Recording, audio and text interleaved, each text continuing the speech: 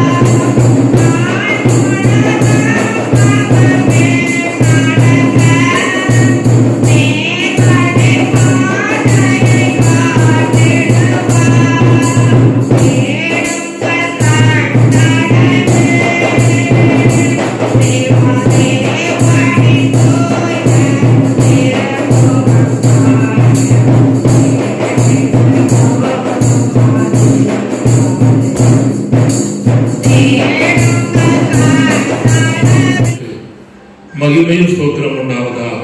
கூடி வந்திருக்கிற அனைவரையும் கர்த்தராகிய இயேசுவின் நாமத்தினாலே அன்போடு உங்களை வாழ்த்தி வரவேற்கிறேன். கர்த்தர் உங்களை ஆசீர்வதித்து உங்கள் குடும்பத்தினுடைய சகல நன்மைகளையும் தேவன் தருபடியாக நாங்கள் கர்த்தரை துதிக்கிறோம், ஸ்தோத்திரிக்கிறோம்.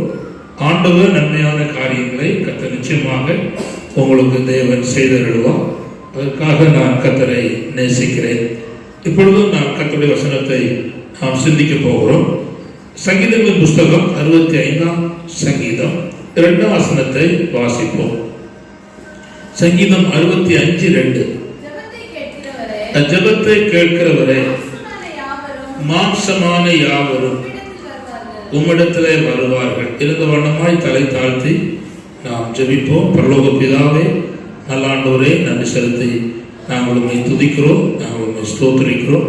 நீ நல்லவரும் நன்மை செய்வதுமா இருக்கிறீர். அதற்காக ஸ்தோத்திரம். இந்த பிப்ரவரி மாதம் இந்த முதல் ஞாயிற்றுக்கிழமையிலே ஆண்டவர் இந்த வசனத்தை எங்களுக்கு ஆசீர்வதித்தாலும் என்னோடு எங்களோடும் கூட கர்த்தர் பேசும், தடைகளை நீக்கி போடும். சமீபத்திலும் தூரத்திலும் கேட்கிற எல்லா கர்த்தருடைய பிள்ளைகளுக்கும் கர்த்தர் தம்முடைய ஆசீர்வாதத்தை கொடுக்கும்படியாய் வேண்டிக் கொள்கிறோம். தொடர்ந்து கிரியை செய்யும் இயேசுவின் நாமத்தில் ஜெபிக்கிறோம் நல்ல பிதாவே, ஆமென். கர்த்தர் ஸ்தோத்திரம். வசனத்தை திரும்ப வாசிப்போம். ஜெபத்தை கேட்கிறவரே, மாம்சமான யாவரும் உம்மிடத்திலே வருவார்கள். கர்த்தர் ஸ்தோத்திரம். இது ஒரு ஆசீர்வாதமான வார்த்தை. நான் இந்த மாதத்தின் முதல் ஞாயிற்றுக்கிழமையிலே ஜெபத்தை கேட்கிற தேவனை குறித்து நான் உங்களுக்கு சொல்ல விரும்புகிறேன். அவர் ஜெபத்தை கேட்கிற தேவன் மிக முக்கியமான ஒரு வசனம். இந்த வசனத்தினுடைய விளக்கம் நிறைய பகுதியோடு சேர்ந்து இருக்கிறது. முழு வேதாகமத்துக்கும் இது இந்த வசனம் பொருந்துகிறதா இருக்கிறது. எல்லா காலத்துக்கும் எல்லா சூழ்நிலைக்கும் இந்த வார்த்தை பொருந்துகிறதா இருக்கிறது. கர்த்தர் ஸ்தோத்திரம். எந்த மனிதனுக்கும் இந்த வார்த்தை புரிந்து பொருந்துகிற ஒரு காரியமா இருக்கிறது. அவர் ஜெபத்தை கேட்கிறவரே, மாம்சமான யாவரும் இடத்திலே வருவார்கள் என்று சொல்லப்பட்டிருக்கிறது. இங்கே இந்த சங்கீதக்காரன் தேவனை பாடும் பொழுது அவர் ஜெபத்தை கேட்கிறவர் என்கிற ஒரு காரியத்தை மிக தெளிவாக அவர் சொல்கிறதை நாம் பார்க்கிறோம். இந்த சங்கீதத்தை ஏற்கனவே நான் 2-3 செய்தியில விளக்கி இருக்கிறேன். ஆனாலும் சில காரியங்களை உங்களுக்கு சுட்டி காட்ட விரும்புகிறேன். இந்த சங்கீதத்தினுடைய பிரிவு 5 பிரிவா இருக்கிறது. கர்த்தர் ஸ்தோத்திரம். சில பகுதியில் 6 பிரிவா இருக்கிறது. நான் முதல்ல சொல்ல வரேன்னு சொன்னால், அந்த 1ஆம் வசனம் முதல் 5ஆம் வசனம் வரையிலும் வார்த்தைகள்னா உத்தரவு அருளுகிற தேவன். கர்த்தர் ஸ்தோத்திரம். இரண்டாவதாக 6லிருந்து 9 வரை வாசித்தால் ஜெபத்தை கேட்கிற தேவன் அடக்கி ஆளுகிறவராக அங்கு வெளிப்படுகிறார் என்று நாம் பார்க்கிறோம். கர்த்தர் ஸ்தோத்திரம். அதுக்கப்புறமாக தேவனுடைய செயலை குறித்து அங்கு சொல்லப்பட்டிருக்கிறதையும் நாம் அங்கே கவனிக்கிறோம். அதுக்கப்புறமா 9ஆம் வசனம் முதல் 13ஆம் வசனம் வரையிலையும் வாசித்தால் தேவனுடைய ஜெபத்தை கேட்டு தேவன் செழிப்பை அடைய செய்கிறார் என்கிற காரியத்தை குறித்து, என்னென்ன காரியங்கள் எல்லாம் கர்த்தர் செழிப்படைய செய்கிறார் என்பதை குறித்து அந்த சங்கீதக்காரன் சொல்லுகிறார். கர்த்தர் ஸ்தோத்திரம். இது போக நான் இன்னொரு பகுதியையும் இந்த சங்கீதத்தை கருத்த காரியங்களை நான் விளக்கிவிட்டு, இந்த ஜெபத்தை கேட்கிற தேவன் ஜெபத்தை கேட்ட பிற்பாடு என்ன செய்கிறார் என்பதை நான் உங்களுக்கு சொல்லி உங்களுக்கு முன்பாக ஜெபித்து உங்களை அனுப்பும்படி நான் விரும்புகிறேன். கர்த்தர் ஸ்தோத்திரம். ஜெபத்தை கேட்கிற தேவனுக்கு முன்பாக நாம் வந்திருக்கிறோம். நாம் செய்ய வேண்டிய முதல் பகுதி, அந்த தேவனை நாம் கனம் பண்ணணும். நம்ம வீட்டுக்கு ஒரு ஆள் வந்தா, வாங்கய்யா, தண்ணி குடிங்கய்யா, சாப்பிடுங்கய்யா அப்படின்னு நம்ம சொல்வது போல, ஜெபத்தை கேட்கிறவருக்கு தேவனுக்கு முன்பாக ஆண்டவர் நம்ம தண்ணி கொடுத்தா குடிக்க மாட்டார், சாப்பாடு கொடுத்தா சாப்பிட மாட்டார். அவருக்கு தண்ணியும் சாப்பாடு என்ன இருக்குன்னா, அவன் சொல்ற நான் தாகமா இருக்கிறேன் என்று சொல்லுகிறார், நான் பசியா இருக்கிறேன் என்று அவர் சொல்லுகிறார். அதுக்கு என்ன அர்த்தம்னா, நான் நம்முடைய வாழ்க்கையில அவர் என்ன பசியா இருக்கிறார், என்ன தாகமா இருக்கிறார் என்பதை நாம் புரிந்து அதை நாம் செய்தால் அவர் தாகத்தையும் அவருடைய பசியை நாம் மாற்றுகிற மக்களாக இருப்போம். அப்பொழுது மெய்யாகவே ஆண்டவர் நம்மை ஆசீர்வதிக்கிறார். வேத புத்தகத்தில் நீங்க படிச்சீங்கன்னா, யூத சரித்திரத்திலே நல்ல சாப்பிட்ட பிற்பாடுதான் ஜனங்களை ஆசீர்வதிப்பாங்க. உங்களுக்கு புரியுதா? கர்த்தர் ஸ்தோத்திரம். இந்த தம்பிமார் தங்கச்சிமார்கள் விரும்புகிற வயசான காலத்துல உங்க பாட்டிக்கோ உங்க அம்மாவுக்கோ நல்ல சாப்பாடு கொடுங்க. கரடு இருக்கே போனா நல்லது அப்படின்னு சொல்லி நினைக்கிறாங்க. அதுக்கு தோத்துறோம் இல்லைதா? இருக்கிற காலத்துல நல்ல என்ன செய்ய சாப்பாடு கொடுங்க. ஏன்னா அது மனதார சில ஆளுக்கு என்ன சாப்பாடு கொடுத்தாலும் ஏசும் பேசும், அது பிரச்சனை இல்லை. ஆனா நம்ம நல்ல ஆகாரங்களை கொடுக்கும்போது மனதார நம்மை வாழ்த்துவாங்க. அந்த வாழ்த்துதல் நம்முடைய வாழ்க்கையில ரொம்ப பலிக்கும். கர்த்தருக்கு ஸ்தோத்திரம். நான் என்னோட தகப்பனார் வயதான காலத்துல ரொம்ப முடியாம ஒரு கட்டில இருந்தார். இந்த சோத்திரம். அப்பொழுது எங்க அப்பாவுக்கு நான் ஒரு பணிவிடை செய்தேன். பணிவிடைன்னா எங்க அப்பாவுடைய அறமாட்டில் ஒரு பெரிய புண்ணு இருந்துச்சு. அது யாருமே சுத்திகரிக்க மாட்டாங்க.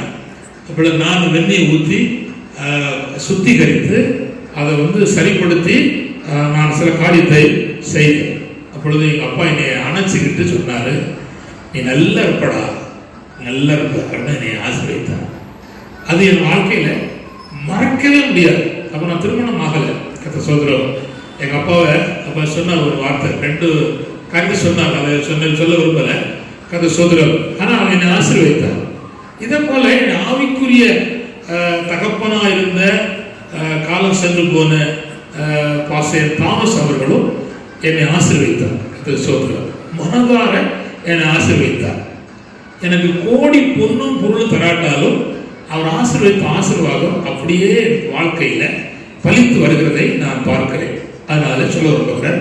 அதே போல நம்முடைய தேவன் என்ன செய்கிறார்கள்னா, தாம் ஜனத்தை ஆசீர்வதிக்க வேண்டும் என்று அவருடைய விருப்பம், அவர் சித்தம், அவருடைய நோக்கம். ஆனா அவர் விரும்புவதை நாம் செய்யணும். அவர் விரும்புவது என்னன்னா, ஸ்தோத்திர பலியை விரும்புகிறார். என்ன பலி விரும்புகிறார் சொல்லுங்க. ஆமா, நீங்க உட்கார்ந்துருக்கும் போது மனதார ஏண்டா வந்தோம் அப்படின்னு பலர் இருக்கீங்க. அப்படி இருக்கக்கூடாது. இருதயம் திறந்து மனதார நீங்க ஸ்தோத்திரம் பண்ணணும். நான் திரும்ப சொல்றேன், உங்க வீட்டுக்கு உங்களுக்கு ரொம்ப பிரியமான ஆள் வந்தா உங்க காலும் கையும் அப்பா இருக்க பறக்கும். என்ன கொடுக்கணும், என்ன செய்யணும் அப்படின்னு பறக்கும். அது ஏன் அப்படின்னா, நான் விரும்புகிற ஒரு ஆளுக்கு நம்ம நிறைய கொடுக்கணும் அப்படி விரும்புகிறோம். அதே ஆக்ஷன், அதே செயல் ஆண்டவரிடத்தில் வரும்போது நம்முடைய தேவன், நம்முடைய கர்த்தர் நம்மை நடத்தினார், இத்தனை ஆண்டு காலம் நம்மை சுமந்திருக்கிறார் சொல்லி ஆசையோடு கர்த்தரை ஸ்தோத்திரம் பண்ணணும். அதை அவர் பார்க்கும்போது நம்மை ஆசீர்வதிக்கிற தேவனா இருக்கிறார். அப்ப நாம என்ன செய்யணும்? ஸ்தோத்திரம் பண்ணணும். நான் நிறைய காரியம் சொல்லிடலாம். வேதத்துல பல ஸ்தோத்திரம் பண்ணாங்க. நோவா ஆதியாகமம் 8:20 அவன் தேவனுக்கு பலி செலுத்தி தேவனை ஸ்தோத்தரித்தான். ஆதியாகமம் 12:8 ஆபிரகாம் பலிபீடம் கட்டி கர்த்தரை ஸ்தோத்தரித்தான். 15ஆம் அதிகாரம் 10ஆம் வசனத்துல ஆண்டவருக்கு பலிபீடம் கட்டி கர்த்தரை ஸ்தோத்தரித்தான். எலியா 1 ராஜாக்கள் 18ஆம் அதிகாரம் 33 வசனத்துல தேவனுக்கு பலி செலுத்தி கர்த்தரை ஸ்தோத்தரித்தான். சாலமோன் 1 ராஜாக்கள் கர்த்தர் ஸ்தோத்திரம் 3ஆம் அதிகாரம் 5ஆம் வசனத்துல தேவனுக்கு ஸ்தோத்திரம் செலுத்துகிறார். 2 ராஜாக்கள் 5:6 அவன் ஸ்தோத்திரம் செலுத்துகிறார் என்று நாம் பார்க்கிறோம். கர்த்தர் ஸ்தோத்திரம்.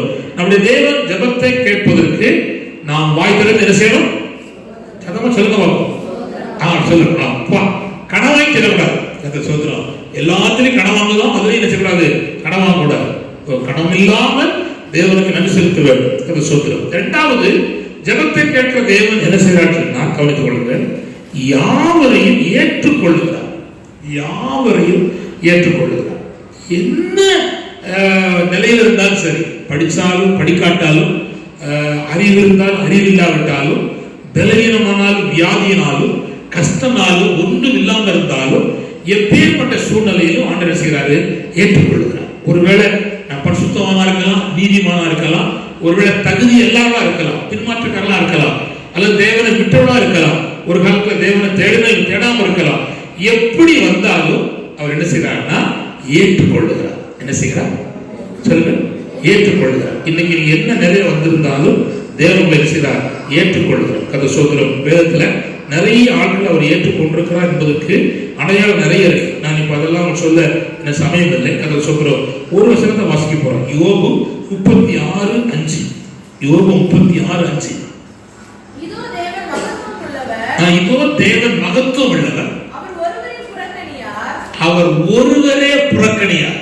மன உருக்கத்திலும் ஆ. அவர் மகத்துவம் உள்ளவர். போது கவனிங்க, இங்க கவனிங்க, இந்த வார்த்தை ரொம்ப கவனிங்க. அவர் ஒருவர் மட்டும்தான் எந்த சூழ்நிலை வந்தாலும் புறக்கணிக்க மாட்டார்.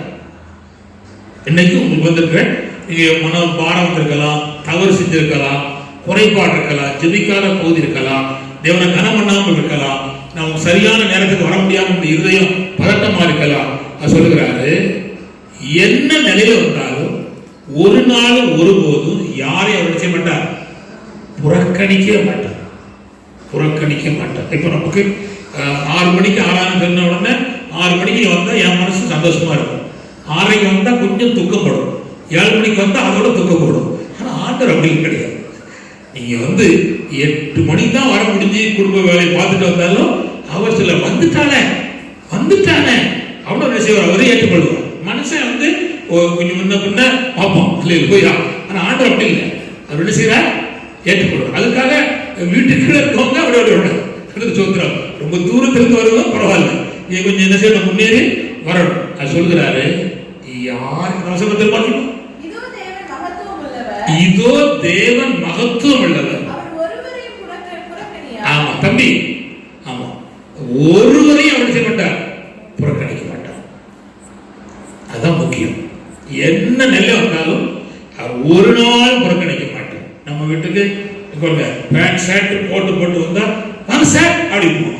அது மாதிரி அதுக்கான சட்டையும் அதையும் வச்சுக்கிட்டு அம்மானு வந்தா அங்கேயே நில்லு, என்ன தேவையோ வந்துடுவோம், கொடுத்துருவோம். ஆனா நம்ம புறக்கணிக்கிறோம் துணிலே பார்த்து.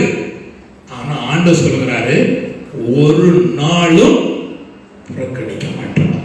அதை சொல்றது வார்த்தை சமீபத்தில் தூரத்தில் கேட்கிறவர்களுக்கு நான் சொல்கிறேன், என் ஆண்டவர் ஜெபத்தை கேட்கிறவர் ஒரு நாளும் ஒருவரையும் அவர் புறக்கணிக்கவே மாட்டார். தன்னிடத்தில் வருகிறவனை ஒரு நாள் அவர் புறம்பே தள்ளுவது இல்லை.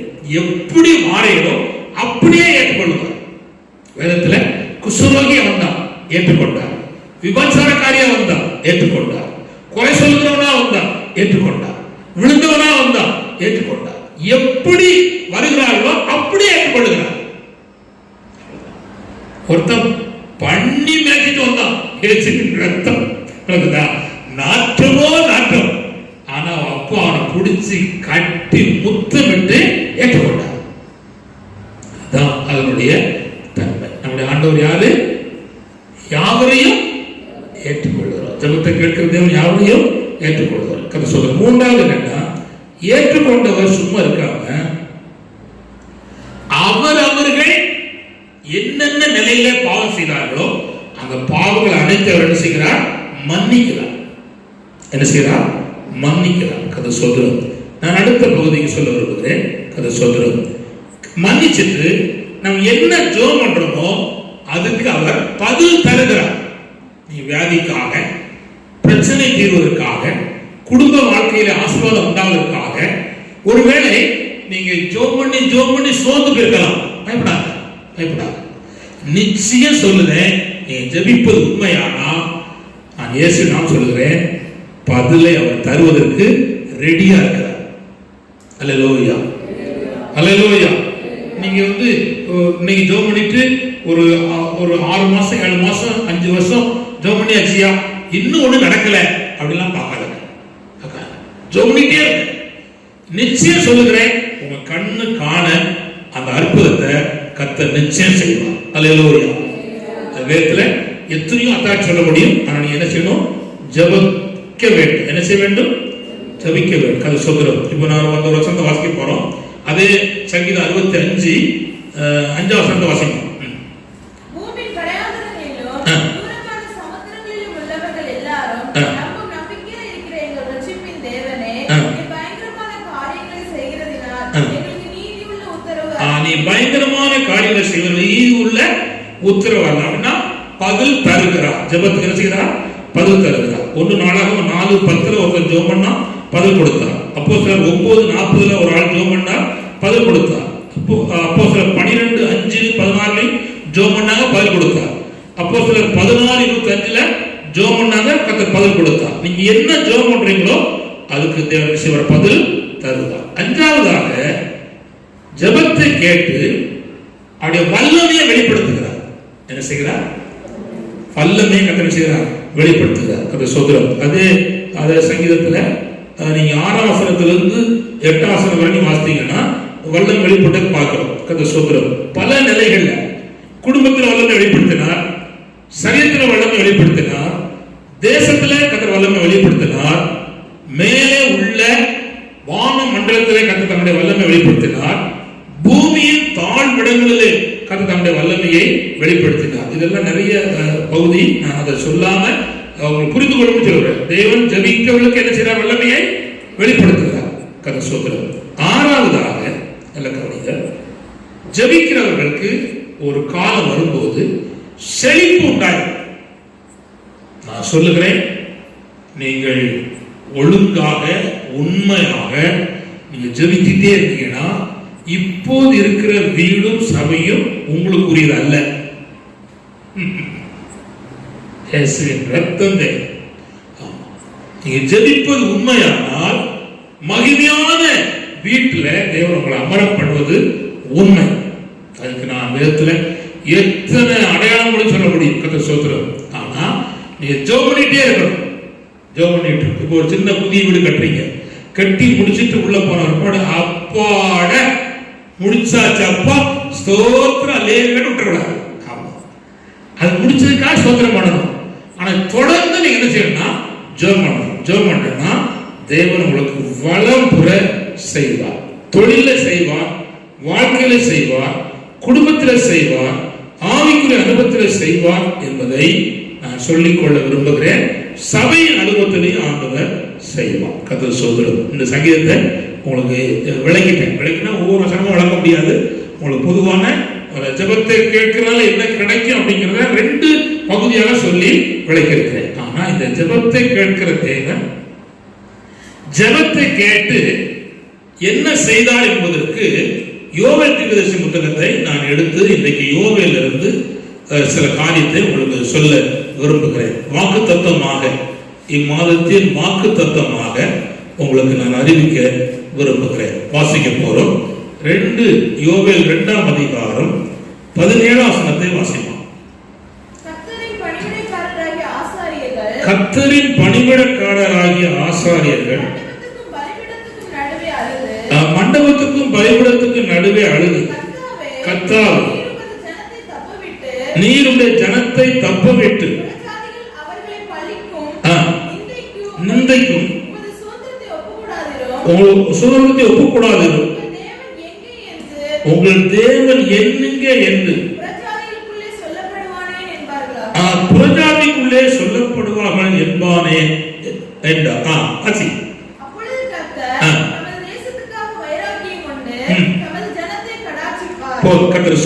இந்த வசனத்துல நான் சொல்ல கவனிங்கள். முதல்ல சூழ்நிலை சொல்றேன். அந்த யோவேல் தீர்க்கதரிசியின் காலத்தில் இருந்த சர்ச்சை, சபை, ஜனங்கள், தேசம், நிலப்பலங்கள், ஆவிக்குரிய வட்டாரம், ராஜ்யம், ராஜாக்கள் அப்படிங்கிற பகுதியை நீங்க பார்த்தீங்கன்னா எல்லா பகுதியிலையும் பஞ்சம். கவனிங்கள், எந்த பகுதியானாலும் பஞ்சம். பஞ்சம் மட்டுமல்ல, வறட்சி. எங்கு பார்த்தாலும் வெக்கம் சூழ்ந்திருக்கிறது. எங்கு பார்த்தாலும் இல்லை என்கிற கோஷம், கூக்குரல் தாண்டவமாடி கொண்டிருக்கிறது. எந்த பக்கம் பார்த்தாலும் அப்படியே உருவாகி கொண்டிருக்கிறது. கடுமையான நெருக்கடி, ஒருவருக்கு ஒருவர் உதவி செய்யக்கூட முடியாது. அப்பேற்பட்ட சூழ்நிலை. கர்த்தர் ஸ்தோத்திரம். இப்பொழுது கவனிங்கள், அப்பேற்பட்ட சூழ்நிலை நடுவில் பஞ்சம் கொடுமையா இருந்தாலும் அங்கே இருந்த தீர்க்கதரிசியின் மூலமாக ஜனங்களிடத்தில் ஆண்டவர் இடைப்பட்டார், பேசினார். நீ எல்லாரும் செய்ய வேண்டிய என்னன்னா, பரிசுத்த உபவாசங்களை என்ன செய்யுங்கள், நியமியுங்கள். நல்ல கவனிங்கள், பரிசுத்த உபவாசங்களை செய்யுங்கள், நியமியுங்கள். உடைய இருதயத்தை கிழிச்சு, வஸ்திரத்தை கிழிக்காதங்க, பிரயோஜனம் கிடையாது. புது வருஷத்தை மாத்திரம் இருதயத்தை கிழித்து அப்படின்னா, இருதயத்தை திறந்து, இருதயத்துக்குள்ள என்னென்னலாம் இருக்கோ, அதாவது சஞ்சலம், வேதனை, கஷ்டம், பாடு, பிரச்சனை, கணவனுக்கு மனைவி இருக்கிற போராட்டங்கள், கணவன் பிள்ளைகளுக்கு தகப்பனுக்கு இருக்கிற பிரச்சனைகள், என்ன பகுதி உண்டோ அத்தனையும் திறந்து ஆண்டவரத்துல பேசுங்க, சொல்லுங்க. அப்படி சொன்னா ஆண்டவர் உங்களுக்கு ஒரு இரக்கத்தை கட்டளையிடுவார். அவர் உங்களை கிருபை வைப்பார், மன்னிப்பார், திரும்ப உங்களுக்கு நன்மை செய்வார். அப்படிங்கறத அந்த தீர்க்கதரிசி மூலமாக சொல்லப்பட்டுச்சு. சொல்லப்பட்ட உடனே ஜனங்கள், ஆசாரியர்கள் எல்லாரும் கேட்டு ஜோமன தொடங்கினாங்க. நல்ல கவனிங்க. இன்னைக்கு வசனம் கேட்கறீங்க, கேட்டுட்டு இப்படியே போனா எத்தனை வருஷம் வந்தாலும் இப்படிதான் இருக்க போறீங்க, அதுல என்ன மாற்றம் வராது. ஆனா கேட்டுட்டு கேட்பதற்கு என்ன செய்யணும் என்று கட்ட உணர்த்துகிறாரோ அதை நாம் செய்ய முன் வந்தோமானால், நான் சொல்லுகிறேன், ஆண்டவர் உங்களுக்கான காரியத்தை செய்வதற்கு முன் வருவார். இப்பொழுது கேட்ட ஜனங்களும் கர்த்தருடைய மக்களும் உபவாசத்தை கூறினார்கள், ஜெபம் பண்ணாங்க, ஆங்காங்கே அழுதாங்க, சத்தம் விட்டாங்க. நான் சொல்ல போனா உண்மையான மகிழ்ச்சியும் சந்தோஷமும் மனசை இருதயத்தை விட்டு ஆலயத்தை விட்டு நின்று போயிட்டு. உண்மையா உங்க உள்ளத்துல கர்த்தர் தந்த மகிழ்ச்சி சந்தோஷம் இருந்தா நீங்க பாக்கியவான்கள், பாக்கியவதிகள். ஆனா அது இல்லைன்னா பஞ்சம் ஏற்பட்டிருக்கு. எங்க? இருதயத்துல, வெளியில இருதயத்துல. அப்புறம் பிளேட்ல வந்து சாப்பாட்டுக்கு வழி இல்ல, சர்ச்சில் ஜெபம் பண்ண ஆள் இல்ல, ஆன பலியும் போஜன பலியும் தேவாலயத்தை விட்டு நிறுத்தப்பட்டு அப்படிப்பட்ட காலம். ஆனா பரலோகத்தின் தேவன் பார்க்கிறார், நாம் தானே இப்படி இருக்கக்கூடாது, இப்படி வாழக்கூடாது அப்படின்னு பார்க்கிறார். கவனிங்க, இதுக்கு காரணம் என்னன்னா இந்த ஜனம் தான் காரணம், அன்னைக்கு இருந்த ராஜாக்கள் தான் காரணம், அன்னைக்கு இருந்த ஆசாரியர்கள் தான் காரணம், அன்னைக்கு இருந்த மக்கள் தான் காரணம், தேவன் அல்ல. இப்ப கவனிங்க, இப்ப நமக்கு இருக்கிற பிரச்சனைக்கு காரணம் யாருன்னா தேவன் அல்ல. யாரு? நாம் தான். நம்முடைய அறியாமையினால, தவறினால, பிழைகளினால நாமே இழுத்துக்கொண்ட பிரச்சனைகள், கர்த்தர் சோதரம். அதனால நாம் ஒரு நாளும் நம்முடைய வாழ்க்கையை நாம் விட்டுவிடப்பட சோதரம். அப்பேற்பட்ட காலத்துல கனிமக்காணிய காலத்துல அவளெல்லாம் உபவாசம் பண்ணி ஜெபம் பண்ண சோதரம். கவனிங்கள், அப்படி ஜெபம் பண்ணும் போதுதான் கவனியம், கர்த்தரின் பணிவிடைக்காரராகிய ஆசாரியர்கள் மண்டபத்துக்கும் பலிபீடத்துக்கு நடுவாக அழுது, என்னது சொல்லுங்க, சத்தம் சொல்லுங்க, அழுதா என்ன வரும்? கண்ணீர் வரும். அந்த சிறு வெங்காயம் ஊற்றாலும் கண்ணீர் வரும். ரெண்டுமே கண்ணீர் தான் வருது. ஆனா இதுக்கு வேலை இல்லை. இதுக்கு சிறு வெங்காயம் ஊற்றி போகிற கண்ணீருக்கு வேலை இல்லை. ஆனா உண்மையா அழுதா கண்ணீர் வரும். ஒரு நாள் எங்க வீட்டு ஒரு சின்ன தப்புன்னா பண்ணாங்களுக்கு எனக்கு கேள்விப்பட்டேன், வேலை போட்டு வந்தேன், அவன்கிட்ட சொன்ன ஒரு கம்படுறா அப்படின்னு. அவன் அப்போ அண்ணன் எதுக்கோ கம்பு எடுத்துக்கான்னு சொல்லிட்டு கம்பு எடுத்து வந்தான், இந்த ரூமுக்குள்ள போடான். ரூமுக்குள்ள போனான், போட்டு சாத்திட்டாண்டி. எங்க அப்பா, உன பிள்ளை பத்தாலாம் தெரியும் நாய அப்படின்னு அடிச்சாரு. என் பிள்ளை அடிக்காத, என்ன தப்புனாலும் பரவாயில்ல அடிக்காத அப்படின்னா அடிச்சிட்டேன். அடிச்சா அழுதானே அழுத, கண்ணீர் சிந்தி புள்ள. அப்புறம் சொன்னா நான் செத்து போயிடுவேன் அப்படின்னா. அப்புறம் அவன் உள்ள போட்டு கதை உடைச்சிட்டு நான் விடிய காவலுக்கு இருந்தேன். செத்துக்கிட்டு போகக்கூடாது அப்பா அப்படின்னு சொல்லிக்காக காவல் இருந்தேன். ஆனா அவன் அழுத என்னால் மறக்கவே முடியாது. கர்த்தர் சோதரம். கவனிங்கள், அடிச்சாலும் அழுத ஒரு கண்ணீர் வரும். ஆனா ஆண்டு சொல்லுறாரு, இருக்கிற பிரச்சனைக்கு தீர்வு காணணுமானா இல்ல அப்படின்னு சொல்லுகிற காரியத்துக்கு முற்றுப்புள்ளி வைத்து எல்லாம் இருக்கு, நன்மை உண்டாகுது, ஆசீர்வாதம் உண்டாயிற்று, திறக்கப்பட்டுச்சு அப்படின்னு சொல்வதற்கு நீ செய்ய வேண்டிய வேலை என்னன்னா, மண்டபம் ஒண்ணு இருக்கு, பலிபீடம் ஒண்ணு இருக்கு. இதுக்கு நடுவில் நீ உட்கார்ந்து ஜெபம் என்ன செய்யணும்? அழகா. நான் கேட்கிறேன், இந்த மாசத்துல உங்க வீட்டுல இல்ல சர்ச்சில் உங்களுக்கு சமயம் கிடைக்கும் போது உங்க குடும்பத்தினுடைய நெருக்கடிக்காக, பிரச்சனைக்காக, உங்களுடைய காரியங்கள் கைவிடுவதற்காக கொஞ்சம் அழுங்க. சில அழுவாங்க, அப்படி எழுதுறாங்க. சொல்லேலூயா. யாராவது ஒரு கிழவி இறந்தான்னா கிழவிக்கா அழ மாட்டாங்க. இவன் வீட்டில் என்னைக்கோ ஒரு இறந்துருப்பான், அதை நினைச்சு அழுவான். அது சொல்றான். அப்படி இல்லை, அதெல்லாம் அது எடுபடாது. இதெல்லாம் நடைமுறையில பக்கம். அது சொல்றோம். ஒரு தம்பி அழுதான், இவ்வளவு பாசம் வச்சிருந்தியா அப்படின்னு நான் கேட்டேன். இல்லப்பா, எங்க அப்பா போன வாரம் மறிச்சாரு, அதை நினைச்சு அழுதேன் அப்படின்னா. அப்போ அதுவும் பிரயோஜனம் கிடையாது. அது சொல்றோம். அப்போ அழுகையிலே வித்தியாசம் இருக்கு. நம்முடைய நிலைமை அறிஞ்சு இந்த பிப்ரவரி மாசம் முழுவதும் நான் அழுவமானா, நான் சொல்ல விரும்புகிறேன், பரலோகத்தின் தேவன் உங்களுக்கு பதில் செய்வார். அல்லேலூயா, அல்லேலூயா. இந்த ஜெபத்தை கேட்கிற தேவன் அழுகிற கர்த்தருடைய பிள்ளையுடைய ஜெபத்தை கேட்டு ஆண்டவர் பதில் கொடுத்தார். அல்லேலூயா. நிறைய பதில் கொடுத்தார் வேதத்துல. இன்னைக்கு 5 பதிலை ஆண்டவர் எப்படி கொடுத்தார் என்பதை உங்களுக்கு சுட்டி காட்ட விரும்புகிறேன். கதை சோதரம் உங்களுக்கு புரியக்கூடிய அளவுக்கு கதை சோதரம். நம்முடைய தேவன் ஜெபத்தை கேட்கிறார்.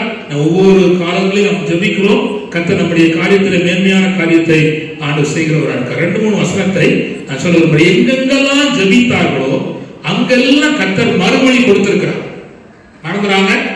எங்கெங்கெல்லாம் ஜெபித்தார்களோ அங்கெல்லாம் மறுமொழி கொடுத்திருக்கிறார். ஜெபத்துக்கு பதில் கொடுத்திருக்கிறார். எந்த விதமான மாற்றம் இல்லாம கர்த்தர் கொடுத்திருக்கிறார். 2-3 வசனத்தை நான் வாசிக்க விரும்புகிறேன். ஏசாயா 29:22. ஏசாயா 29:22. ஒரு ஆள் ஏசாயா 61:7.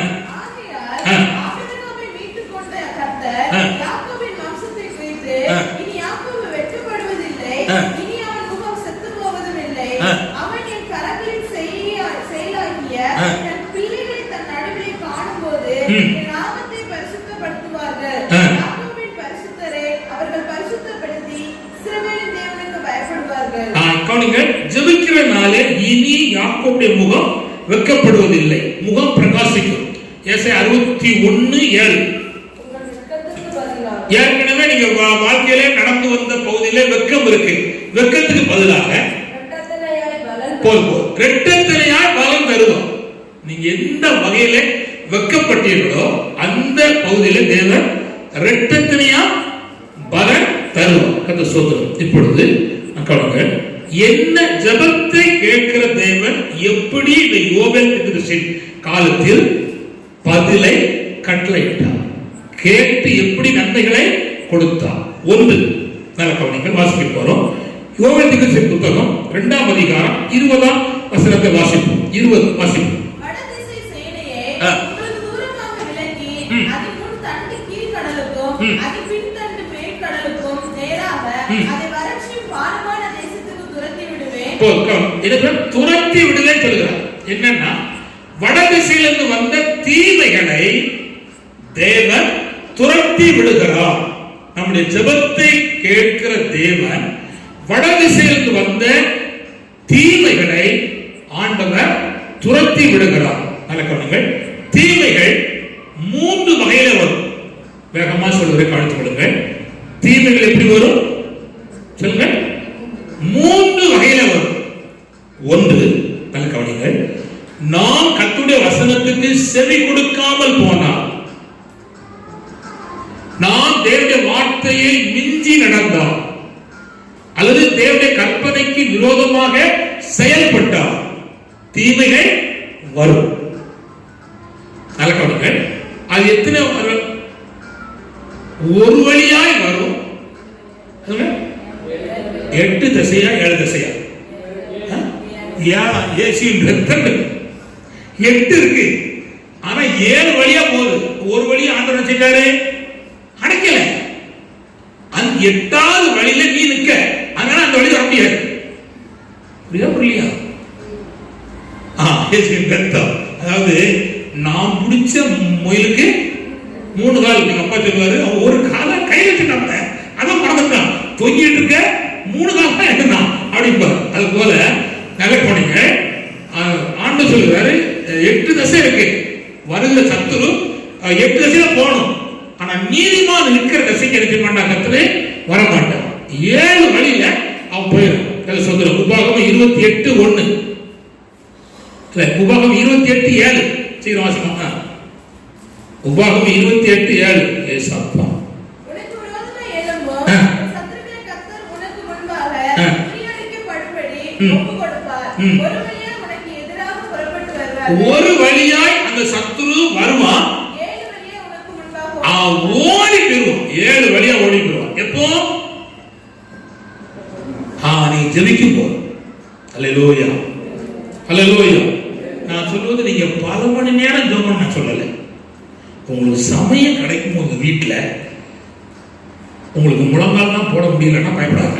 உட்கார்ந்துட்டு ஆண்டவரே அப்படின்னு சொல்லி மாயை திறந்து ஸ்தோத்திரப்பா, ஸ்தோத்திரப்பா, இதுவரை நீ செய்த நன்மைகளுக்காக ஸ்தோத்திரம், இன்னமும் நன்மை செய்வீரப்பா, உனக்கு நன்றி. இதுவரை எங்களை கைவிடலை, எங்க ஜீவனுக்கு எந்த நஷ்டமும் வரவிடலை, என் பிள்ளைகளுக்கு மேல் ஒரு இரக்கம் இருக்கு, தொடர்ந்து இருக்கட்டாப்பா அப்படின்னு சொல்லி உங்களுக்கு தெரிந்த மொழியில நீங்க ஸ்தோத்திரம் பண்ணி தேவனுடைய சமூகத்துல உங்களுடைய இருதயத்தின் பாரத்தை கொட்டுங்க. உங்களுக்கு எப்படி எல்லாம் ஆண்டவர் சொல்லணுமோ சொல்லுங்க. சொல்லிட்டா நான் சொல்லுகிறேன், எப்பேற்பட்ட தீமையும் கர்த்தர் உங்களை விட்டு துரத்துவார். இவ்வார்த்தை கேட்கிற உங்களுக்கு என்ன வகையில் வந்திருக்கிற தீமையானாலும் தேவனாகிய ஆண்டவர் இந்த மாதத்துக்குள் தேவனை உங்களை விட்டு துரத்தி விடுவார். கர்த்தர் ஸ்தோத்திரம். கவனிங்கள், தீமை எப்படி வருதுன்னா மனுஷன் மூலமாய் வரும். எப்படி வரும் சொல்லுங்க? மனிதன் மூலமாய் வரும். 2 தீமோத்தேயு 4:14 வாசிங்க சீக்கிரம். 2 தீமோத்தேயு 4:14. கண்ணானாகிய அலெக்சாந்தர் எனக்கு கொஞ்சம் தீமை இல்லை. எப்படி செஞ்சா? வெகு தீமை செய்தான். போதும், மனுஷன் செய்தான். யாருக்கு? ஒரு நல்ல அப்போஸ்தலன், நல்ல ஜெபம் பண்றவன், புரஸ்காரம் கொள்ளப்பட்டவன், கடுமையா ஜெபம் பண்றவன், ஊழியம் செய்கிறான், தேவ திட்டத்திற்கு அழைக்கப்பட்டவன். ஆனா யார் செய்தான்? கண்ணானாகிய அலெக்சாந்தர் வெகு தீமை செய்தான். ஜெபிக்கிறவனுக்கே தீங்கு செய்ய ஒருத்தன் வரான்னா அவன் மனசு அவ்வளவு வேதனைப்பட்டிருக்கு. பவுல் அது சொல்றாரு, தீமை சொல்றாரு, கண்ணானாய் அலெக்சாந்தர் எனக்கு வெகு தீமை செய்யறான். தீமை காமிங்க, நீங்க லேசா தோமட்டு விட்டா உங்களுக்கு விடுமா? பார்த்துக்காங்க. அதனால கதை சொல்றோம், மனுஷன் மூலமா தீமை வரும். எப்படி வரும்னா பாருங்க, வார்த்தையின் மூலம் வரும், செயலின் மூலம் வரும். சிலர் பேசவே மாட்டாங்க, தலையாட்டியே கொண்டுருவோம். உங்களுக்கு புரியுதா? கர்த்தர் ஸ்தோத்திரம். அப்படின்னா கை செய்கை காட்டியே முடிச்சுவோம். நான் ஒரு வீட்டில் உட்கார்ந்துட்டு இருந்தேன். ஒரு ஆளு கடன் கேட்க வந்தார். நான் ஜெபம் பண்ண போறோம், நல்ல வசதியுள்ள குடும்பம். அப்போ அந்த சிஸ்டர் இங்க நின்றுச்சு, அந்த ஐயா அங்க நின்னார். அந்த கடன் கேட்க வந்த சிஸ்டருக்கு முன்னால் இருக்கா, பின்னால் அந்த சிஸ்டருக்கு ஒரு 1000 ரூபாய் மட்டும் கேட்டார். இந்த அம்மா நான் பார்த்துட்டு இருக்கேன், கை பேச்சில்லை, ஒன்றும் இல்லை, கை சகையிலே சொல்லிட்டு அவரும் படுவாய் மனுஷன் இல்லைன்ட்டான். அவங்க போயிட்டாங்க. அப்புறம் நான் ஜோம் எனக்கு அனுப்பி தராங்க. இருக்கலாம் இருக்கு கத்துக்கு சோத்திரம் காணிக்க இருந்தாங்க, ரசமாக இருந்தாங்க, எவ்வளோ கூட தான் இருந்தாங்க. அப்போ அவங்களுக்கு கொடுக்க அவங்களுக்கு என்ன இல்லை, மனம் இல்லை. எனக்கு தருவதனால பிரிய மேன்மை இல்லை. அவன் பசியோடு பட்டினியோடு வந்திருக்கிறான், அவனுக்கு இறங்கணும். அப்போ கை செய்கை காட்டிய தீமைய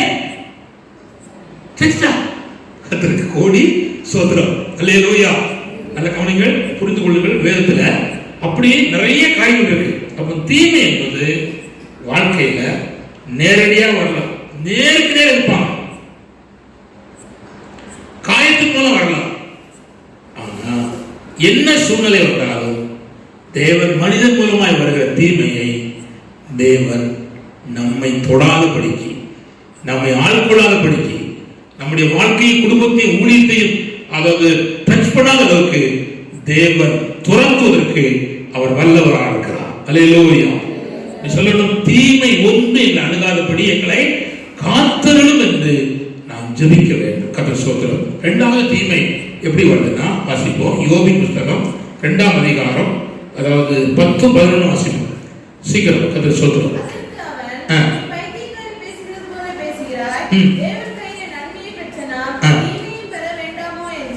தேவனும் தீமையை செய்ய அனுமதிக்கிறார். யாருக்கு அனுமதிக்கிறார்னா, சாத்தான் கிட்ட அனுமதி கொடுக்கிறார். இப்ப யார் மூலம் வருது? சாத்தான் மூலம் வருது. யார் அனுமதி கொடுத்தா? தேவன் அனுமதி கொடுக்கிறார். பாருங்க, தேவன் அனுமதி கொடுக்கிறார். ஏன்? என் பிள்ளை உறுதியா இருப்பான், நம்புதல். என்ன வந்தாலும் என்னை விட மாட்டான், என்ன ஜெபம் பண்ணுவான், என்னை நோக்கி பார்ப்பான், நம்ம நம்புதல். நம்பி சாத்தான் சொல்றாரு, என்னத்துக்கோ அவன் என்ன பின்பற்றலடா, ஜீவனுள்ள தேவன் என்று அறிஞ்சனால என்ன செய்யறான், பின்பற்றான்னு சொல்லி கத்த சவாலிட்டார். அவன் தீமை செய்யறான். கவனிங்க, என்ன தீமை வந்துச்சு? பிள்ளைகள் நடுவில் வந்துச்சு, பொருள் நடுவில் வந்துச்சு, சரித்திரம் வந்துச்சு. அடுத்தது கைப்பிடிச்ச மனைவி வளருது. அவர் மாதிரி சீக்கிரம் செஞ்சிடும், போய் சேரும் அப்படிங்க. நீ இருக்குது, எனக்கு என்ன ஒன்றும் பிடிக்கல, போய் சேரியா அப்படிங்க. ஆனா அவர் நல்ல மனுஷன், ஆண்டவரே பார்க்கறதுனால மனைவி ரொம்ப நேசித்தார். அவர் அந்த மாதிரிலாம் பண்ணலை. நீ நல்ல பிள்ளை, ஆனா ஒரு காலத்துல நல்ல பேசின, இப்போ ஒரு மாதிரி பேசுத, பரவாயில்ல, நான் நன்மை பெற்ற தேவத்த தீமையும் பராண்டமான்னு சொல்லி சமாளிச்சிட்டார். வெற்றி மனுஷன். நம்மளாம் சமாளிக்க மாட்டோம். கத்திரிக்காய் தோத்திரம் அவ்வளவுதான். ஆனா அவங்க இரண்டாவது தீமை தேவன் அனுமதித்து சாத்தான் மூலம் வருது. அல்லேலூயா. மூணாவது கவலை, உங்கள் வீட்டாரே உங்களுக்கு சத்துரு. நீங்க 4 பேர் இருந்தீங்கன்னா ஒருவருக்கு ஒருவர் யார்தான்? சத்துரு தான். கர்த்தருக்கு ஸ்தோத்திரம். நான் செய்வது எங்க அண்ணால் பிடிக்காது, எங்க அண்ணா செய்வது சொல்லுங்க எனக்கு பிடிக்காது. அப்ப நம்ம யாரு? சத்துரு. அவ்வளவுதான். சுத்தமா நீ இப்படி ஆனா செய்கை ஒண்ணு செஞ்சது பிடிக்காது, அப்போ அது சத்துரு. அப்ப இதுல நம்ம என்ன செய்யணும்? ஞானமா பழகணும், ஞானமாய் பழகி ஜெயிக்கணும். இருக்கவங்க எப்படி வந்தாலும் தீமை நம்ம இருக்கிறாண்டவர் விளக்குறார். இப்போ வடபுறத்திலிருந்து வந்த தீமை கர்த்தரால் வந்துச்சு. யோவேல் காலத்துல கவனிங்க, அதை ஜெபத்தை கேட்டு தேவன் தீமையை அனுப்பிவிட்டார். இன்னைக்கு உங்கள் வாழ்க்கையில, உங்க குடும்பத்துல, உங்க தொழில, உங்களுடைய ஊழியத்துல, உங்களுடைய ஆத்துமாவில தீமை என்கிற காரியம் அழுத்தமானால் நீங்க ஜெபித்தா ஆண்டவர் அந்த தீமையை உங்களை விட்டு, உங்களுடைய வாழ்க்கையை விட்டு, ஊழியத்தை விட்டு, குடும்பத்தை விட்டு, பிள்ளைகளை விட்டு, சரீரத்தை விட்டு தேவன் விலக்கி உங்களை பாதுகாப்பதற்கு கர்த்தர் உண்மை உள்ள தேவனாக இருக்கிறார். அல்லேலூயா. இரண்டாவது, ஜெபத்தை கேட்டு யோவேல் தீர்க்கதரிசியின் காலத்திலே தேவன் செய்த இரண்டாவது நன்மை என்னவென்றால், கர்த்தர் ஸ்தோத்திரம். வாசிக்க போறோம். யோவேல் தீர்க்கதரிசியின் புத்தகம் 2ஆம் அதிகாரம் 21 வசனம்.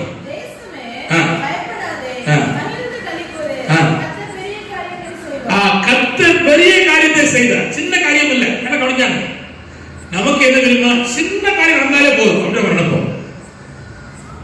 ஆண்டவர் ஜெபத்தை கேட்டு என்ன செய்கிறார்? சொல்லுங்க. பெரிய காரியம் ஆசீர்வாதம் பொதுவாக சொல்லுது. ஜெபத்தை கேட்டு விடுகிறாரு, பெரிய காரியம் செய்கிறார். பெரிய காரியம் நம்ம நினைப்பதற்கும் சிந்திப்பதற்கும் நம்ம வேண்டிக் கொள்வதற்கும் அதிகமான பெரிய காரியம் செய்கிறார். நம்ம நினைப்போம், பாருங்க, இந்த விசுவாசி வருது, இந்த அக்கா வருது, இந்த அண்ணா வருது, இந்த சகோதரர் நம்மோடு தொடர்பு இருக்கிறார், அந்த பெரிய பணக்கார நமக்கு கை கொடுக்கிறார், இது மூலமா இந்த சாபம் நமக்கு கை கொடுக்கு, இதெல்லாம் இருந்து வரும் அப்படின்னு நம்ம கணக்கு பண்ணுவோம். இது நம்ம ஐடியா, இது என்னுடைய ஐடியா இல்லை. ஆனா நம்ம ஜெபம் பண்ணா நம்ம ஐடியாவை தாண்டி கர்த்தர் செய்வோம். அதான் பெரிய காரியம்.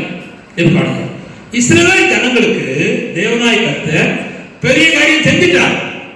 ஆனா அவங்க அந்த பெரிய காரியம் செய்யும் போது எப்படி இருந்தாங்கன்னா, சொப்பரம் கண்ட போல இருந்தாங்க. எப்படி சொப்பரம் கண்ட போல இருந்தாங்க. ஆனா மனுஷன் முன்னால எப்படி இருந்தான், எப்படி காணப்பட்டான், இன்னைக்கு நல்லா இருக்கானே அப்படின்னு சொல்லி, அப்போ இவன் தேவனை தேடுவதனாலதான் ஒரு நன்மை செய்து உண்டாகும் சொல்லி. நான் முந்தின நாட்கள் இப்பவும் இல்லை, முந்தின நாட்களில் இந்துவா இருந்து சிஎஸ்காரனா இருந்து ஆசிக்காரனா இருந்து இயேசு ஏற்றுக்கொண்டு வந்த பலருடைய வீடு ஓலை வீடு. என்ன வீடு சொல்லுங்க? தென்னை ஓலை பனை ஓலை விட வீடு. அவ்வளவு கட்சி சர்ச்சை போனதுனால எல்லாருக்கும் புதிய வீடு கட்ட கொடுத்தார். ஊரே சொல்லிச்சு பெந்தேகோஸ்து போனா வீடு கிடைக்கும் சொல்லிச்சு. இப்ப நான் சொல்றது எடப்பாடி வீடு இல்லை, அதுக்கு சொல்றோம் மோடி வீடும் இல்லை. ஆனா ஆண்டவரை தேடுறதுனால வீடு கொடுத்த ஆண்டவர். நான் இந்த ஊருக்குள்ள பலரை நான் சொல்ல முடியும், என் பேரை சொல்லி சொல்லுவேன். ஆனா இப்ப நான் சொல்ல விரும்பல. அப்படி கர்த்தர் உத்தரவு செய்தார். சாதாரணமா இருந்தது. நான் சொல்ல போனா எபனேசர் சொல்ல விரும்புறேன். எபனேசர் வீட்டுல வசதி இருந்துச்சு, செல்வம் இருந்துச்சு, ஆனா நல்ல வீடு கிடையாது. மழை பெஞ்சா உள்ள ஒழுகும், வெயில் அடிச்சா உள்ள அடிக்கும். ஆனா ஆண்டவரை நம்புறதுனால தேவன் அந்த அண்ணனுக்கு ஒரு வீட்டை அழகா கட்டி கொடுத்தான். அல்லேலூயா, அல்லேலூயா. அப்படி நிறைய எத்தனை சொல்ல முடியல கதை சொல்றோம். அனைத்து தெய்வங்களுக்கும் ஆண்டவர் கொடுத்தார். இப்ப நான் சொல்ல விரும்புகிறேன், ஆண்டவரை நோக்கி ஜெபிப்பதனாலே யோவேல் தீர்க்கதரிசி காலத்திலே கர்த்தர் பெரிய காரியம் செய்தார். அதே போல தேவன் பெரிய காரியங்களை செய்வார். கவனிங்கள், என்ன பெரிய காரியம் செய்வார்? வேதத்தில் வாசிக்கிறோம் 136ஆம் சங்கீதம் 4ஆம் வசனம். இன்னொரு ஆளு யோபின் புஸ்தகம் 37:5. சீக்கிரம். மனிதர்களுக்கு மேலே பூமியை பரப்பினவரை துதியுங்கள், அவர் கிருபை என்றும் உள்ளது. பெரிய சுடர்களை உண்டாக்கினவரை துதியுங்கள். 136 ஒருவராய் பெரிய அதிசயம். அதான் ஒருவராய் பெரிய அவர் மட்டும் பெரிய அதிசயங்களை செய்கிறார். இப்ப யோபு 37:5. தேவன் தம்முடைய சத்தத்தை ஆச்சரியமான விதமாய் சுமரப் பண்ணினார். 37:5. இல்ல சரி, நான் சொல்லுங்க. அவர் கிரகித்துக் கொள்ள முடியாத பெரிய காரியங்களை செய்கிறார். அதுக்கு இருக்கட்டும். அதுதானே வாசிக்கலாம். தேவன் தம்முடைய சத்தத்தை ஆச்சரியமான விதமாய் சுமரப் பண்ணுகிறார். நாம் கிரகிக்க கூடாத பெரிய காரியங்களை அவர் செய்கிறார். அப்படின்னா நம்ம நினைத்து பார்க்க முடியாத அளவுக்கு பெரிய காரியம் செய்கிறார். நம்ம நினைச்சு நம்ம கிரகித்துக் கொள்ள கூடாத பெரிய காரியம் அப்படின்னா நான் இப்படிதான் அவர் நினைச்சு பார்க்க முடியாத பெரிய காரியம் செய்யறோம். இப்ப காணிங்க, உங்களுக்கு 2 காரியங்களை விரும்புகிறேன். தாவீது ஆடு மேய்ச்சான். என்ன மேய்ச்சான்? ஆடு மேய்ச்சான். அவனுக்கு பொண்ணு எங்க பார்க்கணும்? ஆடு மேய்ச்சோட பார்க்கணும். ஆடு மேய்ச்சோட பார்த்தாங்க. அவன் கிரகித்துக் கொள்ள கூடாத பெரிய காரியத்தை கர்த்தர் செய்தார். அப்படி என்ன செய்தார்? அன்னைக்கு இருந்த இஸ்ரவேலின் முதல் ராஜாவாகிய சவுல் வீட்டுல அந்த பிள்ளைய கர்த்தர் திருமணம் பண்ணி கொடுக்க அவரே வச்சார். போய் பொண்ணு கேட்க முடியுமா? கேட்க முடியாது. இப்ப தாவீது வாழ்க்கையில கிரகித்துக் கொள்ள கூடாத பெரிய காரியத்தை கர்த்தர் பெண் விஷயத்துல செய்தார். அப்படிதான் உறங்கி செய்தார். அல்லேலூயா. மலைக்கு மடுவுக்கு எவ்வளவு தூரம் நடத்துறது யாரு? கர்த்தர். அதான் விஷயம். எங்க மேலே கருப்பாச்சும் தடுனா வெளுப்பாச்சா இருக்கான். அது கோடி சோத்திரம். கிரகித்துக் கொள்ள கூடாத பெரிய காரியத்தை கர்த்தர் செய்தார். இப்ப கவனிங்க. இப்ப பாருங்க, யோசேப்பு சிறையில் இருக்கார். பழைய ஏற்பாட்டு யோசேப்பு சிறையில் இருக்கார். தமிழ் கவனிங்க. மறுநாள் ராஜா ராஜாவா இருக்கார். புரியலையா? இப்போ யோசேப்பு கிரகித்துக் கொள்ள கூடாத முத நாள் பகல்ல கைதி வஸ்திரம், 2வது நாள் இரவுல ராஜரீக வஸ்திரம். கிரகித்துக் கொள்ள கூடாத காரியத்தை கர்த்தர் செய்கிறார். அடிமை பெண் எஸ்தர் 127 நாள்களுக்கு அவதான்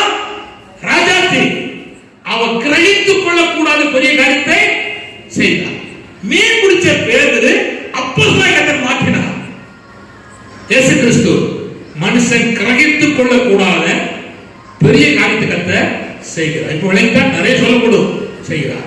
அதே தேவன் உங்களுக்கு செய்வதற்கு கர்த்தர் வல்லவர். ஹல்லேலூயா, ஹல்லேலூயா. கர்த்தர் ஸ்தோத்திரம். நல்ல கவனிங்க, நல்ல கவனிங்க. இது ஆண்டவர் செய்யும் பொழுது நல்ல கவனிங்க. ரெண்டு காரியத்தை நாம் கவனிக்க வேண்டிய ஒன்று. பெரிய காரியம் நடக்கும் போது நாம் செய்ய வேண்டிய என்னன்னா, இது நாம் அல்ல கர்த்தர் தான் செய்தார் என்று அவருக்கு நன்றி செலுத்தணும். அவருடைய வார்த்தையை நினைக்கணும். சரி, கர்த்தர். மூணாவது நன்மை, மூணாவது நன்மை யோவேல் தீர்க்கதரிசி புத்தகம் 2ஆம் அதிகாரம் 22-25 வாசிக்கும். யோவேல் 2ஆம் அதிகாரம் 22-25 சீக்கிரம்.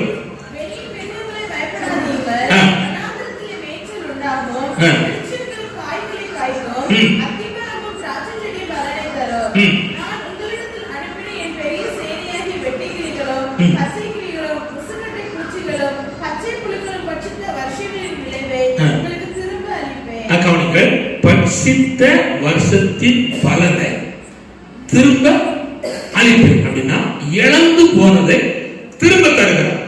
அல்லேலூயா. நல்லா கவனிச்சுக்காங்க. அதாவது ஜெபித்தா நம்ம எதெல்லாம் இழந்தோமோ அது திரும்ப தருவோம். சொல்லுவோம் அல்லேலூயா. சரி, இப்போ உங்களுக்கு குறுக்கு வலி இருக்கு, முட்டு வலி இருக்கு, கால் வலி இருக்கு, போனீங்களா? இப்போ நம்ம பலத்தை செஞ்சிட்டோம், இழந்துட்டோம். இப்போ அது திரும்ப தருவார். அதுக்கு எதுக்குன்னா, அதுக்காக 4 முட்டையை ஒன்னா சேர்த்து அடிச்சு குடிச்ச உடனே வந்துடும் அப்படிலாம் இல்லை. இப்போ அப்படிதான் மனுஷன் நினைக்கலாம். அப்படிலாம் இல்லை. நான் தேட வேண்டியவரை தேடுனா நம்முடைய இரத்த நாணங்களுக்குள், நரம்புகளுக்குள், ஊனங்களுக்குள் தேவனுடைய வல்லமை ஊடுருவி போய் கணுக்காலையும் அதையும் பிரிக்கிற தேவனுடைய வல்லமை நம்மை சரீர அளவிலே தேவன் புதிய பலத்தை செய்கிறார், கட்டளை எடுக்கிறார். இது இழந்த பகுதி. இது போல ஜெப வாழ்க்கை, பரிசுத்தமான வாழ்க்கை, ஐக்கியமான உறவு, என்ன பகுதியை நீங்க இழந்தீர்களோ அதை கர்த்தர் திரும்ப தருவார் என்று கர்த்தர் வாக்கு கொடுக்கிறார். ஹல்லேலூயா, ஹல்லேலூயா. கர்த்தர் ஸ்தோத்திரம். அந்த 1ஆம் அதிகாரம் 12ஆம் வாசிக்கும். 1ஆம் அதிகாரம் 12ஆம் சீக்கிரம் வாசி.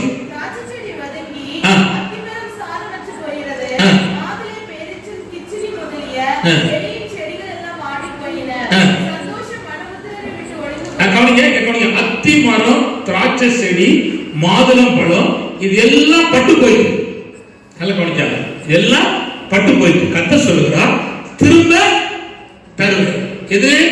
அத்தி பழம் தருவேன், திராட்சை பழம் தருவேன், மாதுளம் பழம் தருவேன். பட்டு போயினத திரும்ப உனக்கு என்ன செய்வேன்? தருவேன் சொல்லுகிறார். அல்லேலூயா, சொல்லலேலூயா. கர்த்தர் அதை திரும்ப தருவதற்கு உண்மை உள்ள கர்த்தராக இருக்கிறார். தாவீது வாழ்க்கையிலே பல காரியத்தின் நடுவிலே அவன் சில சூழ்நிலையிலே தன்னை தவிர மற்ற எல்லாவற்றையும் இழந்தான். மனைவி, பிள்ளைகள், சகோதர சகோதரிகள், குடும்பத்தில் உள்ள பலரை இழந்தான். தாயின் தகப்பனை இழக்க வேண்டிய சந்தர்ப்பம் ஏற்படுச்சு.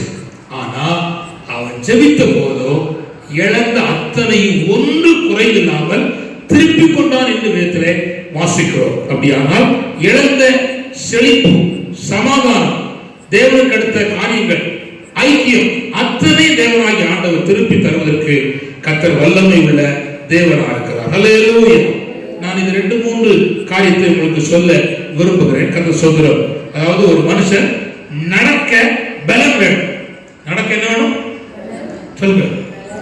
பலம் நடக்க முடியாது. கால் கை இருந்தாலும் நடக்க முடியாது, நடக்க முடியாது. நாங்க அன்னைக்கு ஒரு நாள் ஒரு சாரை பார்த்தோம்.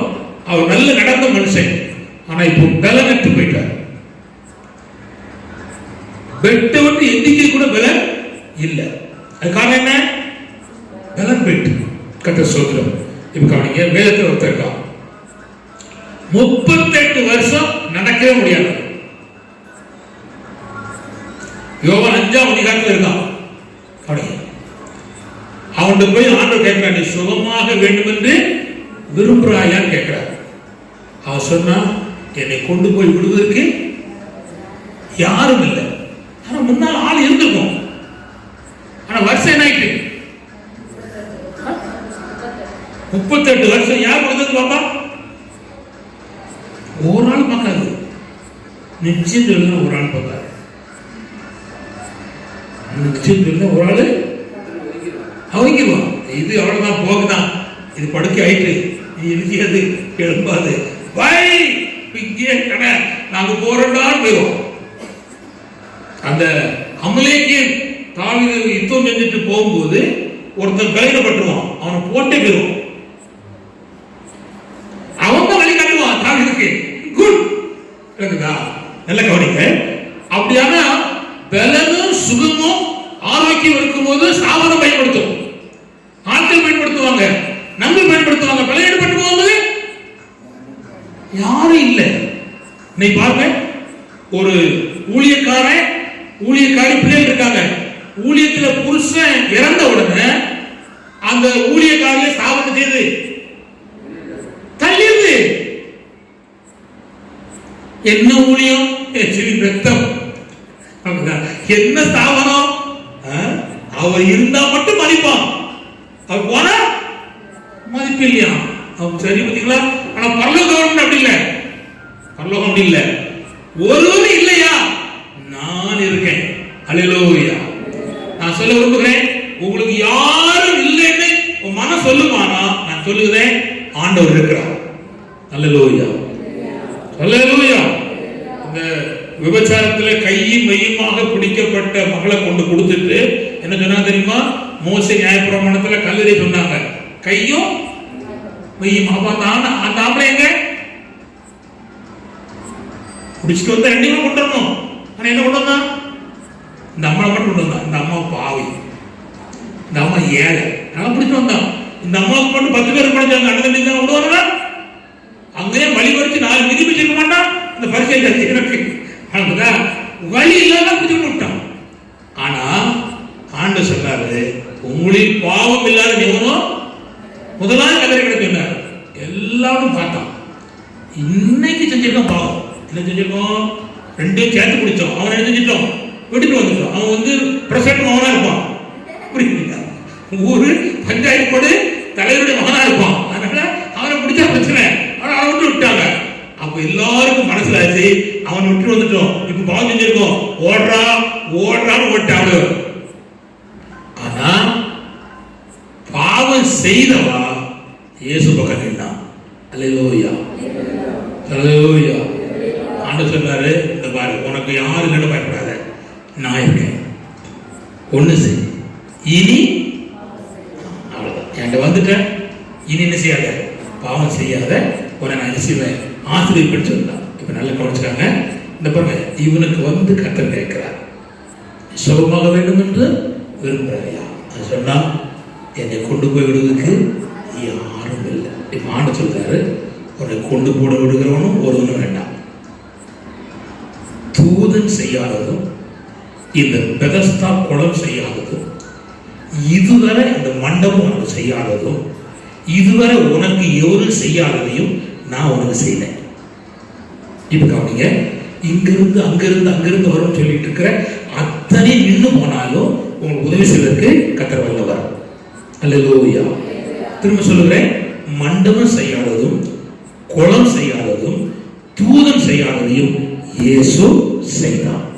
அவனுக்கு பலன் கொடுத்து அவன் படுத்த படுக்கையே அவனையே தூக்கிட்டு போது செய்தான், உதவி செய்தான். 38 வருஷம் இல்லாத பலனை கர்த்தர் கொடுத்தான். அல்லேலூயா, அல்லேலூயா.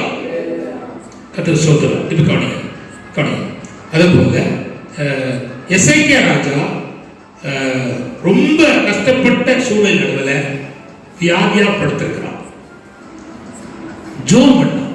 என்ன ஜோம் பண்ண தெரியுமா? என்ன சுகந்தாரம் கூட கேட்கல, இந்த மனத்திலிருந்து விடுதலை ஆகணும்னு கேட்கல. ஆனா நான் ஒரு காலத்துல உங்க பின்பற்றி வந்தேன், நீங்க கவனிச்சாங்க. அப்போ என் மனசாட்சி பிரகாரம் உங்க பின்பற்றினேன், அதை நினைச்சல ஐயா அப்படின்னு சொன்னேன். உடனே கர்த்தர் 15 வருஷம் கூட்டி கொடுத்தார். மரணம் அன்றே மாத்தி 15 வருஷம் இன்னும் நீ உயிரோட வாழ போற, உன் மனைவி பிள்ளையோட கூட தேசத்தில் ராஜாவா இருக்க வாழ போறான்னு சொல்லி கர்த்தர் கூட்டி கொடுத்தார். இருதயத்தில் இருந்த பலவீனத்தை கர்த்தர் மாற்றி பலன் கொடுத்தார். அல்லேலூயா, அல்லேலூயா. இப்ப காணி, அடுத்த காணி, அந்த யோவான் 2ஆம் அதிகாரத்துல ஒரு சம்பவம் இருக்கு. காணி என்னன்னா, திராட்சரசம் குறைஞ்சிட்டு. அப்படி இயேசுநாதர் சொன்னாரு, என் வேலை இன்னும், ஏன் தெரியுமா சொன்னாரு, இன்னும் கொஞ்சம் திராட்சரசம் இருக்கு. புரியல. அதாவது நம்ம வீட்டுக்கு 5 பேர் தான் வருவாங்க, 10 பேர் வந்தாங்க, என்ன செய்வோம்? பால்ல ஊத்துற தண்ணியா கொஞ்சம் சின்ன போடுறா, தூள போடுறா, கருப்பு ஆக்குறா, குடுறா கொடுத்துருவோம். இப்ப ஆண்டவர் பார்த்தாரு, இருக்கிற திராட்சரசம் போடும், அப்படின்னா இவனுக்கு அறிவு வரும். அல்லேலூயா. ஏன்னா அதான் அப்ப சொல்லிடுவோம் இந்த யூதன். அதனால ஆண்டவர் சொன்னாரு, என் வேலை இன்னும் வரல, ஏன் இருக்கிறவரை குடிச்சுட்டு அப்படின்னு தீர்த்தா. இப்ப நான் சொல்ல வரும்போது, கர்த்தருடைய வேலை எப்போ வரும்னா, பேங்க்ல நில் பேலன்ஸ் வரும். அந்த பேங்க்ல கிடக்கு, இந்த பேங்க்ல கிடக்கு, இந்த பேங்க்ல கிடக்கு, எடுத்து எல்லாம் சுரண்டிட்டு இல்லன்னு வந்து பார்த்தீங்கன்னா, அப்போ கர்த்தருடைய வேலை வரும். அல்லேலூயா. கர்த்தருக்கு கோடி ஸ்தோத்திரம். அல்லேலூயா. ஏன்னா அவர் பார்த்துட்டே இருக்காரு, இவன் இதை வச்சு அட்ஜஸ்ட் பண்ணிட்டு இருக்கான், எல்லாம் பண்ணிட்டு இருக்கான், பார்த்துட்டே இருக்க அப்படின்னு சொல்லி வரும். கர்த்தருக்கு ஸ்தோத்திரம். இப்போ எல்லாம் தீர்ந்த பிற்பாடு தேவன் இழந்ததை கொடுத்தார். அல்லேலூயா, அல்லேலூயா. கவனிங்கள், இழந்ததை தேவன் திருப்ப கொடுத்தார். கர்த்தருக்கு ஸ்தோத்திரம். ஆனால் இழந்து போனதை தேவன் திருப்பி தர வல்லவர். கர்த்தருக்கு ஸ்தோத்திரம். இளைய குமாரனும் இழந்து போனான், தேவனை நம்பி வந்தான், அப்போ நம்பி அவன் திரும்ப பெற்றுக்கொண்டான். லூக்கா 15ஆம் அதிகாரம் 11-25 பார்த்தீங்கன்னா இருக்கு. வேண்டாம், கர்த்தருக்கு ஸ்தோத்திரம்.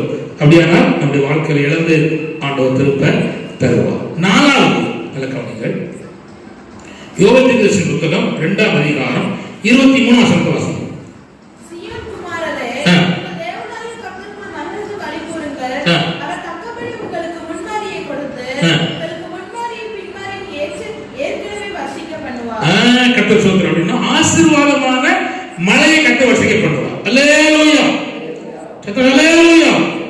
ஆசீர்வாதமான மழையை கர்த்தர் வர்ஷிக்க பண்ணுவார். அன்னைக்கு மழையே இல்லாத காலம், கர்த்தர் ஜெபித்த போது தேவனாகிய ஆண்டவர் மழையை பெய்யப்படினார். 3 வருஷம், 3 வருஷம் 6 மாதம் இஸ்ரவேலுக்குள்ளே சமாரியாவிலே மழை கிடையாது, பனி கிடையாது. ஆனா ஜெபித்த எலியாவுடைய ஜெபத்தை கேட்டு 3 வருஷம் திறக்காத வானத்தை தேவன் திறந்து அன்றே அப்பொழுதே தேவன் மழையை கட்டளையிட்டார். சொல்லுங்க அல்லேலூயா. அப்போ ஜெபித்தால் மழை வரும். என்ன வரும்? ஜெபம் பண்ணா மழை வரும். 2வது கவனிங்கள், கர்த்தருடைய வசனத்துக்கு செவி கொடுத்தால் மழை வரும். என்ன வரும்? கர்த்தருடைய வார்த்தைக்கு செவி கொடுத்தால். இப்ப நான் சொல்ல விரும்புகிறேன், கர்த்தர் ஸ்தோத்திரம். நல்ல கவனிங்கள், உபாகமம் 28ஆம் அதிகாரம் 1லிருந்து 12 வரை வார்த்தைங்கன்னா அந்த 1ஆம் வசனத்தை வாசிமா. இன்று நான் உனக்கு விதிக்கிற உன் தேவனாகிய கர்த்தருடைய கட்டளைகளின் படியெல்லாம் செய்ய நீ கவனமாய் இருக்கும்படிக்கு அவர் சத்தத்திற்கு உண்மையா செவி கொடுப்பாயானால் தேவனாகிய கர்த்தர் பூமியில் உள்ள சகல ஜாதிகளிலும் உன்னை மேன்மையாக வைப்பார். கர்த்தர் ஸ்தோத்திரம். 12 வசனம். ஏற்ற காலத்தில் உன் தேசத்திலே மழை பெய்யும். செவி கொடுத்தால் ஏற்ற காலத்தில் உன் தேசத்தில் மழை பெய்யும். அப்போ வசனத்துக்கு முக்கியத்துவத்தை கொடுத்தால் மழை பெய்யும். அப்போ முதல்ல சொன்னேன், ஆசீர்வாதமான மழை பெய்யும். எப்பொழுது? ஜெபம் பண்ணோம். இப்பொழுது வேதத்தை டெய்லி வாசித்த, யாரும் சொல்லாம அவங்க வேதத்தை எடுத்து வாசித்து வேதத்துக்கு செவி கொடுத்தா நிச்சயம் நம் மழை பெய்யணும்னு வெறும் தண்ணி மழை மட்டும் இல்லை, அல்லேலூயா, தேவையான ஆசீர்வாதமான மழைகள், உங்களை செழிப்பாக்குற, உங்களை உயர்த்துகிற எல்லா மழையும் தருவதற்கு தேவன் உண்மை உள்ளவராக. அல்லேலூயா. அப்போ ஜெபத்துல தேவனோட நேரம் செலவழிக்கணும், வேதத்தோடு நேரம் செலவழிக்கணும். 3வது நல்ல காரணம், இஸ்ரவேல் ஜனங்கள் கூடார பண்டிகைக்கு ஒழுங்கா வந்தா பண்டிகை இருக்கு அப்படின்னு கேட்கலாம். ஞாயிற்றுக்கிழமை தோறும் நடக்கிற ஆராதனை தான் கூடார பண்டிகை. இதுக்கு லீவ் போடாம ஒழுங்கா வந்தா மழை பெய்யும். வாசிக்கலாம். சகரியா தீர்க்கதரிசி புத்தகம் 14ஆம் அதிகாரம் 16, 17 வாசிக்கும் சீக்கிரம். பின்பு எருசலேமுக்கு விரோதமாக வந்திருந்த எல்லா ஜாதிகளும் மீதியான யாவரும் கர்த்தராகிய ராஜாவை தொழுது கொள்ளும்படிக்கும் கூடார பண்டிகையை ஆசரிக்கும்படிக்கும் வருஷா வருஷம் வருவார்கள். அப்பொழுது பூமியின் வம்சங்களில் சேனைகளின் கர்த்தராகிய ராஜாவை தொழுது கொள்ள எருசலேமுக்கு வராதவர்கள் எவர்களோ அவர்கள் மேல் மழை வருஷிப்பதில்லை. வராதவர்களுக்கு மேல் சேவை மழை வராதான், வந்தவங்களுக்கு மழை வரும். கர்த்தர் ஸ்தோத்திரம். நல்லா கவனிச்சுக்காங்க. ஆண்டவர் ஆசீர்வதிப்பார். அப்படியானா 4வது நான் சொன்னேன், ஆசீர்வாதமான ஜெபத்தை கேட்டு ஆசீர்வாதமான மழையை கர்த்தர் பெய்ய பண்ணுகிறார். 5வது யோபு தீர்க்கதரிசி புத்தகம் 2:26 சீக்கிரம் வாசிப்போம். நீங்கள் சம்பூர்ணமாய் சாப்பிட்டு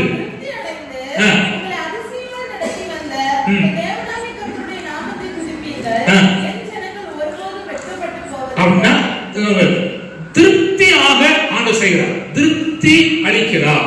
கர்த்தர் ஸ்தோத்திரம். அப்படின்னா அர்த்தம் என்ன? சங்கீதம் 91:16 நீடித்த நாட்களாக நான் அவனை திருப்தி ஆக்குவேன் அப்படின்னு சொல்லுகிறார்.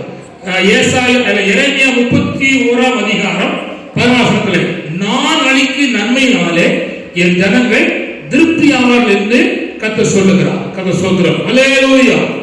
நீதிமொழிகள் 12:11 நீங்க வாசித்தீங்கன்னா, நிலத்தில் பயிரிடுவதனாலே தொழில ஆசீர்வாதமான ஆகாரத்தை கொடுத்து திருப்தி ஆக்குறார். வாசிமா. கர்த்தர் ஸ்தோத்திரம். நீதிமொழிகள் 12:11 போதும். ஆகாரத்தினால் திருப்தி அடைகிறார். கவனிங்கள். நம்முடைய எல்லைக்குள் வீட்டின் நன்மையினாலே கர்த்தர் நம்மளை திருப்தி ஆக்குறார். கர்த்தர் ஸ்தோத்திரம். அடுத்தது கவனிங்கள். சங்கீதம் 64:5. சங்கீதம் 64:5 அவர்கள் பொல்லாத காரியத்தில் தங்களை உறுதிப்படுத்திக் கொண்டு மறைவான கண்ணிகளை வைத்து ஆலோசனை பண்ணி இல்ல 64:5 அப்ப இயேசு தத்தம் 64 வாசியா.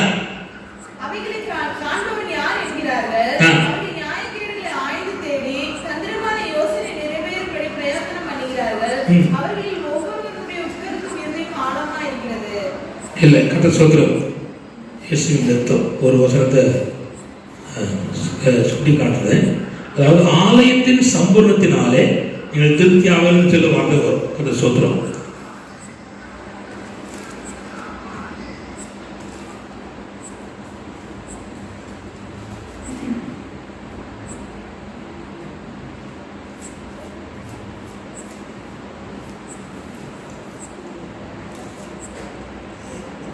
இருக்கட்டும். கர்த்தர் ஸ்தோத்திரம். அது சங்கீதம் 84 நினைக்கிறேன். இருக்கட்டும். கவனிங்க. ஆலயத்தின் சம்பூர்ணத்தினாலே தேவன் என்ன செய்தார்? திருப்தியாக. கவனிச்சாங்க. ஆராதனை, தேவ செய்தி, சபையின் ஐக்கியம் உங்க வாழ்க்கையில திருப்தியா இருக்கா இல்லையா? ஒண்ணு இருக்குங்க, இல்லைன்னு சொல்லுங்க. இயேசுவின் ரத்தம் முடிக்க முடியப்பாரு. அல்லேலூயா. நான் கொடுக்கிற தேவ செய்தி உங்களுக்கு திருப்தியா இருக்கா இல்லையா? இருக்கு. ஆராதனை திருப்தி இருக்கு. அப்போ கவனிங்க. அப்படின்னு அர்த்தம் என்னன்னா, தேவன் சபைக்குள் வச்சு நம் ஜனங்களை திருப்தியாக கர்த்தர் ஸ்தோத்திரம். நல்லா கவனிச்சாங்க. நாம் படுகிற பிரயாசத்துல தேவன் திருப்தி தருகிறார். நீடித்த நாட்கள் நாம் திருப்தி பண்ணுகிறார். நம்முடைய எல்லைக்குள்ளே திருப்தி பண்ணுகிறார். சபையில கொண்டு வந்து கர்த்தர் நம்மளை செய்தார்? திருப்தி அடைய செய்கிறார். நான் கடைசியாக இந்த வசனத்தை சொல்லி நாம் ஜெபிக்க போறோம். யோபு தீர்க்கதரிசி புத்தகம் 2:26 கர்த்தர் ஸ்தோத்திரம். வாசிமா. நீங்கள் சம்பூர்ணமாக சாப்பிட்டு திருப்தி அடைந்து உங்களை அதிசயமாய் நடத்தி வந்தவர்கள். 6வது பாயிண்ட் என்னன்னா, உங்களை அதிசயமாய் நடத்துவார். ஜெபத்தை கேட்டு உங்களை என்ன செய்வார்? அதிசயமாய் நடத்துவார். உபாகமம் 2:7. உபாகமம் 2:7 வாசிமா சீக்கிரம்.